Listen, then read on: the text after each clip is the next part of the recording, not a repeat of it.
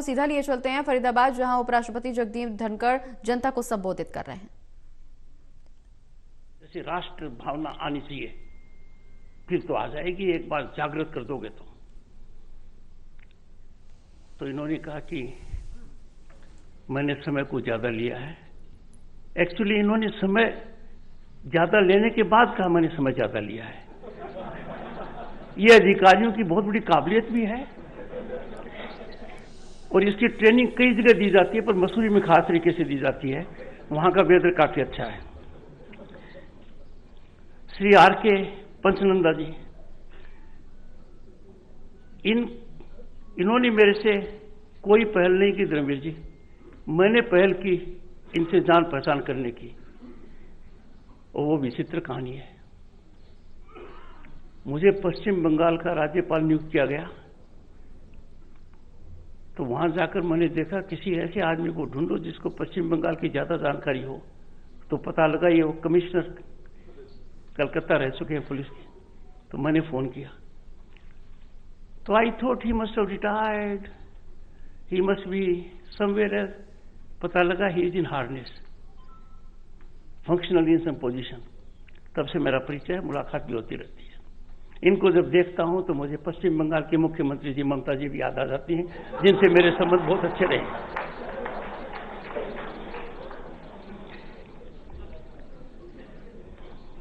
Kuldeep Agnihotri ji, Jammu and Kashmir study centre से मेरा काफी लगाव रहा है, तो मैं इनकी गहराई को जानता हूं।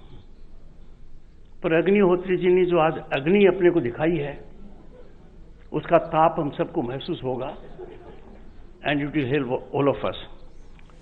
पर जब इन्होंने किताब के बारे में कुछ कहा है, तो मैं समझता हूं कि सामान्य पाठक जिसने किताब पढ़ी नहीं है, वो बेहिचक इस किताब के लिए अपना समय दे सकता है।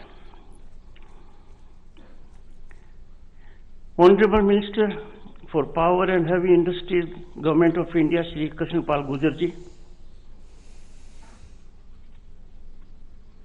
आपका जन्मदिन कल है।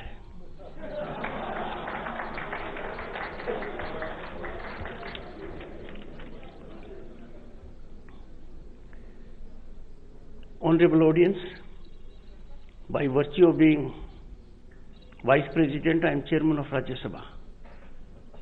मतलब मुझे राज्यसभा के सदस्यों की उपस्थिति को बिल्कुल नजरअंदाज नहीं करना चाहिए, वरना मौसम में बदलाव सोमवार को ही आ जाएगा।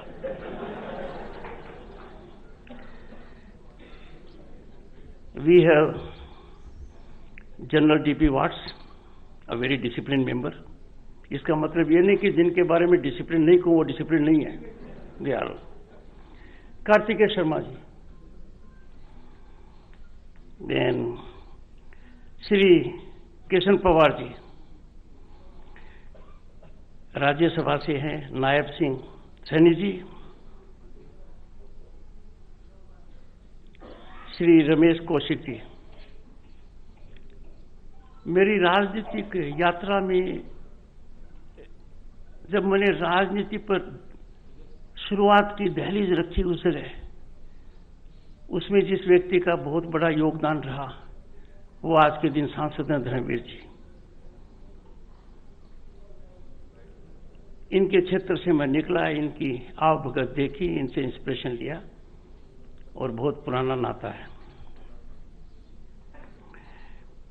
Shri Kamal Gupta ji, honourable minister of urban local bodies of Haryana, Shri Moolchand Sharma ji, honourable transport minister of Haryana, Shri Devender Singh Babli, जिनकी हाइट 6 फुट से ऊपर है, honourable minister of state development panchayat, Shri Banwari Lal ji, honourable minister of cooperation of Haryana. इनको ज्यादा खुशी होनी चाहिए कि देश में पहली बार कोऑपरेशन का अलग विभाग बना है। माननीय अमित शाह जी उसके मंत्री हैं। मैं स्वयं विधायक रह चुका हूं, और विधायक बहुत इंपॉर्टेंट कड़ी है, आप भी रह चुके हैं रमेश जी। श्री नरेंद्र गुप्ता जी, एमएलए फरीदाबाद, श्रीमती सीमा तिरखा जी, एमएलए बडकल, श्री संजय सिंह, एमएलए सोहना। सब नाम लेने के बाद भी मैंने बहुत बड़ी गलतियां की होंगी, कुछ के नाम नहीं ले पाया हूं, तो जैसे हम बजट पास करते समय कहते हैं कि बाकी सबको बुलेटिन कर दो और टेकन टू बी पास्ड और the speech to be read. Distinguished members of the bureaucracy and very distinguished audience. जब मैंने खट्टर जी को हाँ भर दी तो मुझे बताया गया कि उपराष्ट्रपति जो मेरे से पहले थे, जो राष्ट्रपति भी बने, मैं डॉक्टर शंकर दयाल शर्मा जी की बात कर रहा हूं, उन्होंने एक पुस्तक का विमोचन कर दिया और बड़ा भारी विवाद हो गया.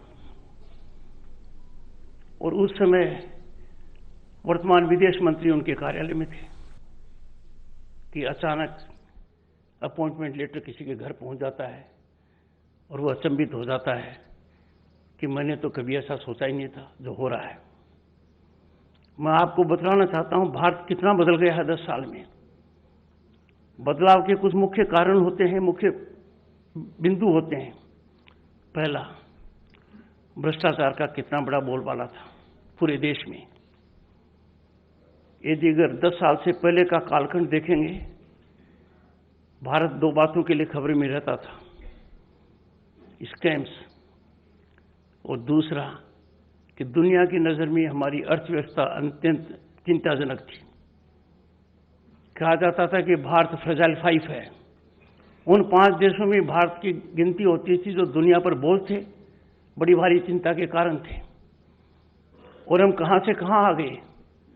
आज हम दुनिया की 5वीं बड़ी महाशक्ति हैं. हमने कनाडा को पीछे छोड़ा, हमने इंग्लैंड को पीछे छोड़ा, हमने फ्रांस को पीछे छोड़ा. और आने वाले 2 साल में, 3 साल में भारत दुनिया की 3री बड़ी महाशक्ति होगा. जापान और जर्मनी पीछे रहेंगे. इसका मतलब है कि corruption eats into development. Corruption is antithetical to meritocracy. एक ऐसा समय था कि बिना लाइजन एजेंट्स के, मिडलमैन के कोई काम सरकार में संभव ही नहीं था. और power corridors were infested with corrupt elements, liaison elements. They leveraged decision making through extra legal means. आज के दिन कहते हैं ना, गधे के सिर पर से सिंह गायब हो गए. ये मिडलमैन बिल्कुल गायब हो चुके हैं. पावर कॉरिडोर्स में सैनिटाइज्ड. तो आज के दिन हमारे यंग माइंड्स को, बॉयज एंड गर्ल्स को कितना बड़ा इकोसिस्टम मिल रहा है कि they will compete in a system जहां करप्शन बिल्कुल नहीं है. विकास की दूसरी बहुत बड़ी महत्वपूर्ण चीज क्या है कि क्या कानून के सामने सब बराबर हैं. Equality before law. We cannot think of democratic values surviving in a country जहां इक्वलिटी बिफोर लॉ नहीं है. पर हमने खुद अपनी आंखों से देखा है. यह बात तो हाल के कालखंड में खत्म हुई है. वरना कुछ लोग सोचते थे कि कानून हमारा क्या कर लेगा, हम तो कानून से ऊपर हैं, कानून हमारी मुट्ठी में है, कानून का शिकंजा हमारे गले तक आ ही नहीं सकता, कानून हमारे घर पर दस्तक दे ही नहीं सकता. दे आर टेकन देमसेल्व्स कि we are fully immunised from wrath of law. अब ये बदल गया है. कानून का सामना सबको करना पड़ेगा. कानून का शिकंजा उसके घर जरूर पहुंचेगा, उसके गर्दन तक अवश्य पहुंचेगा जिसने कानून की अवहेलना की है. और हाल के घटनाक्रम ने दिखा दिया है कि जमीनी हकीकत है. इससे हमारे यंग माइंड्स का मनोबल बढ़ा है कि हम कानून में बराबर हैं. वरना कितना अजीब लगता है कि कुछ लोग कहते हैं कि हम कानून से ऊपर हैं, मेजॉरिटी देखती है कि ये कौन है. तीसरा, गुड गवर्नेंस हो गई, अच्छी पॉलिसीज हो गई, पर क्या हम डिलीवर कर पा रहे हैं. खुल्लर साहब का ये था, you must think big, must have a great idea, think out of the box, but don't allow the idea to be parked in your mind. A good idea parked in the mind of a brilliant mind is the greatest disservice to humanity. आज के दिन ये execute हो रहा है. किसने सोचा था कि राम मंदिर बनेगा. 5 शताब्दी की पीड़ा हमारे मन को कितना परेशान करती थी. पर 22 जनवरी को फलीभूत हुआ। और सबसे महत्वपूर्ण क्या है, it has been brought about by righteousness and as per rule of law. कानून के अनुसार हुआ है और दुनिया को एक रास्ता दिखाने वाला हुआ है। किसी ने नहीं सोचा था कि आर्टिकल 370 या आर्टिकल 35 कैपिटल ए हमको कब तक परेशान करते रहेंगे। ये टेम्पररी आर्टिकल भारत के संविधान में कब तक रहेगा। 1963 की बात है, पंडित जवाहरलाल नेहरू जी से पूछा गया कि आर्टिकल हमको बहुत परेशान कर रहा है, ये कब खत्म होगा। उन्होंने अंदाजा लगाया और कह दिया, पार्लियामेंट का रिकॉर्ड है, घिसते घिसते घिस जाएगा। 1963 में हमें कितना घिसा दिया, कितना परेशान कर दिया। The country was virtually bled to death. आज के दिन हालात पूरे बदल गए हैं। चंद families, a group of people were controlling the economy of Jammu and Kashmir, और बाकी लोग तरस रहे थे। आज जमीनी हकीकत बिल्कुल अलग है। लोगों को विश्वास नहीं होता है कि भारत में क्या हो रहा है। अब लोगों को होने लग गया। जब चारों तरफ आंख फैलाते हैं तो क्या कहते हैं। मैं 1989 में लोकसभा का सदस्य था, केंद्र में मंत्री था। मैंने देखा है कश्मीर में जाकर काउंसिल ऑफ मिनिस्टर्स के साथ क्या सन्नाटा था। ऐसा सन्नाटा था जैसे शमशान हो।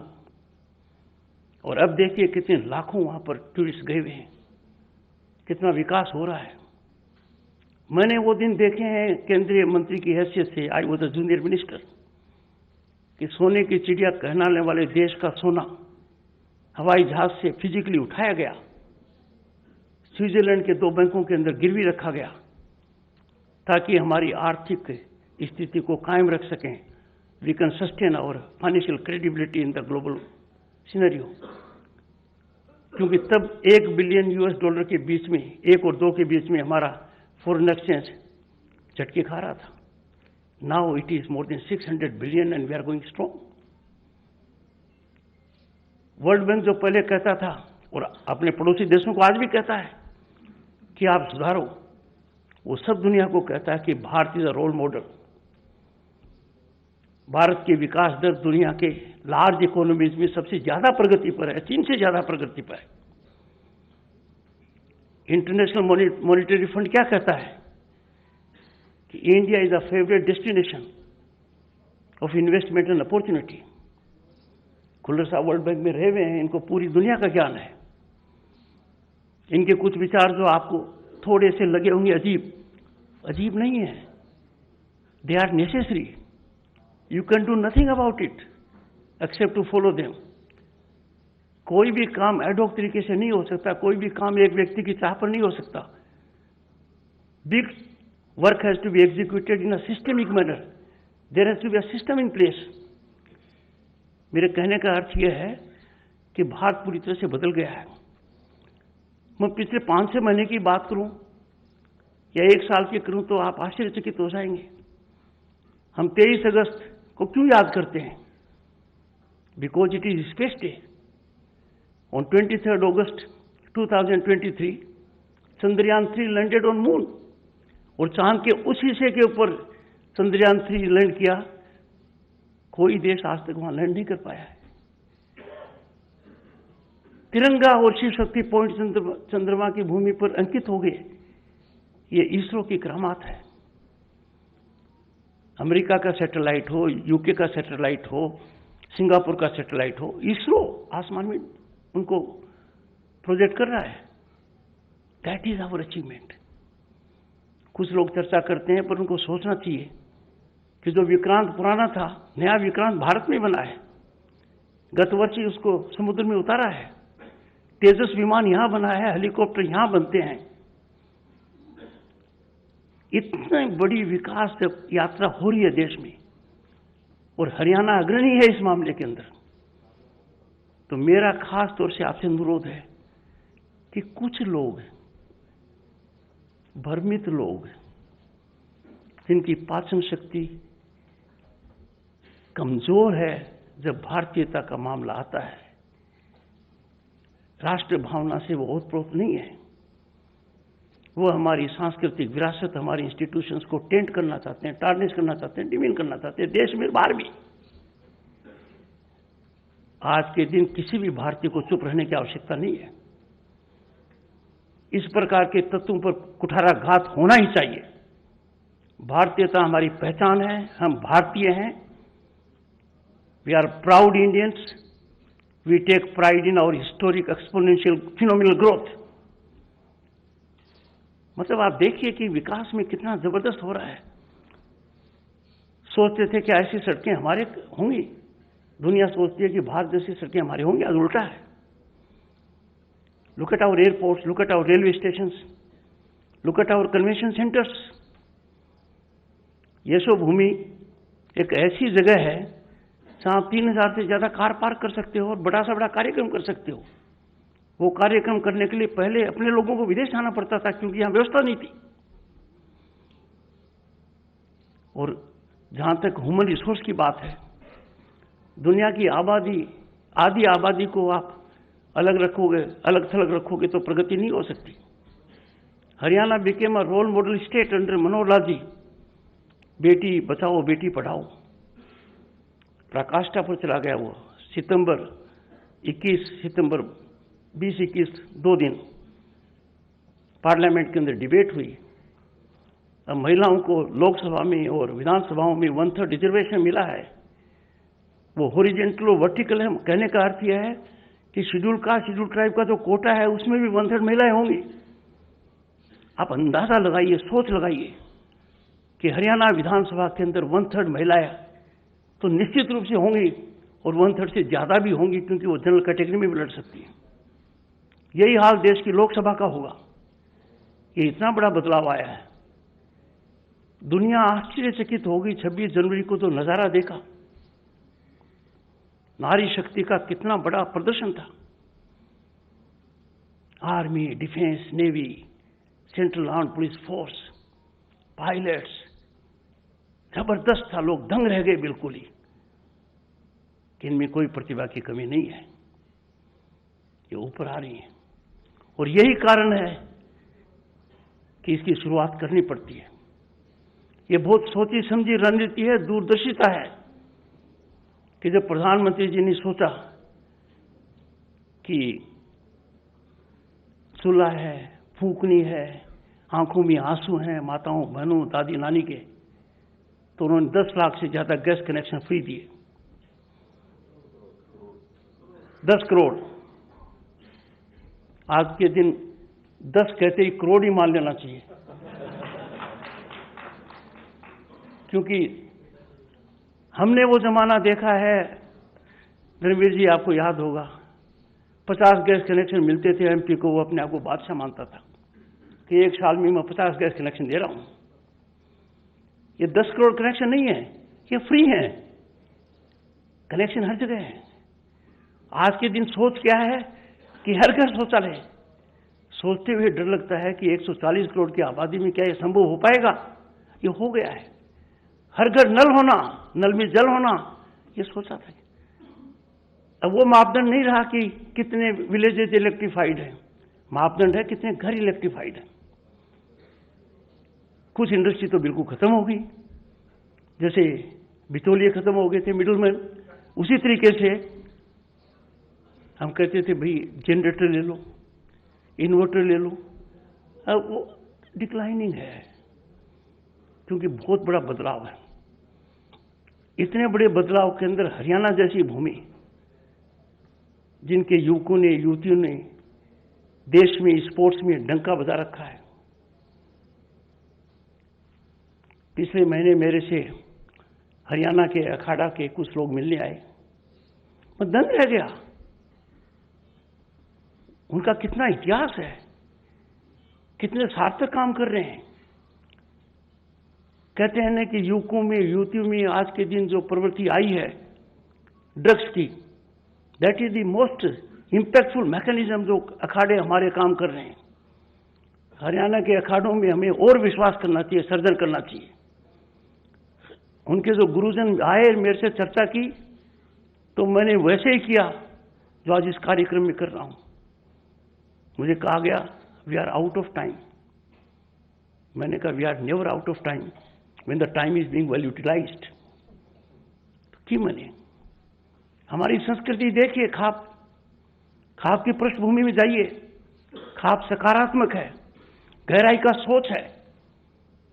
अपने इन चीजों का असेसमेंट इक्की दुखी घटनाओं से नहीं कर सकते, और ये हरियाणा की खासियत है।